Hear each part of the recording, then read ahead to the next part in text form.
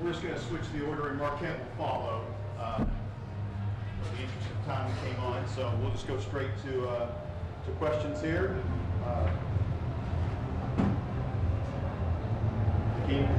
Coach, Tyler Butler, 21 points of 8 and 10 assists. Just the way he's able to dissect the defense and set up his teammates, just what makes him so difficult to stop? I tell you what, I said going to the game. I mean, to me, he's the MVP of the Big East, and I mean, he makes that team go. He's such an intelligent basketball player.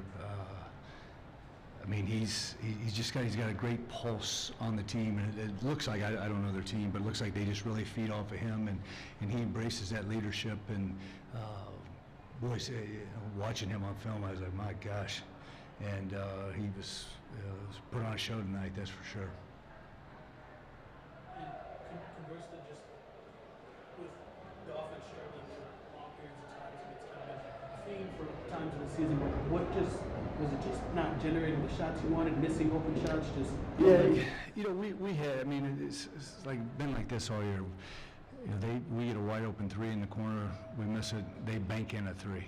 I mean, it's been one after another like that all year, and unfortunately tonight we really tied our defense to our offense when shots weren't falling, and you can't do that when you're going against such a high octane, and give them credit. They defended us well, but we had some looks that we needed to go in just to kind of get our momentum and get us going, and we just couldn't do it. Crazy. Some of the shots that we got and we missed, and those are the ones you have to make if you're going to upset a top 10 team in the country, and we didn't get that done tonight. Coach, one regular season game left before the Big East tournament. If you could pinpoint a thing or two you'd like to see improve in that game before you get to Madison Square Garden, what would you like to see most at Xavier? Love to see a healthy basketball team. I mean, you look at Manny tonight. Manny was about 3 trips, and he was gassed. We had to get him in, get him out, get him in, get him out. Obviously, Ali didn't play tonight. He was playing really well for us. But I think the biggest thing, I just want us to keep competing. Here we go. We got another great opponent coming in or going there on Saturday, and I'd love to get the. We've kind of shown all season when we're knocking some shots, not every shot, but when we're knocking shots down, our offense flows better, and that obviously helps our defense as well. Obviously, Chuck's been coming back from a concussion, but it seemed like tonight both Chuck and Seamas made it a little bit more of a priority to get to the basket more. Has that been a priority for you guys to see if using their passing skills from inside to create those looks? Yeah, I mean, they kind of force your hand in that regard to drive it, and Seamas had a couple right there at the rim that want to go down, and but yeah, I mean, we just we were having a hard time getting our execution going, and so those guys, I like the penetration they got there.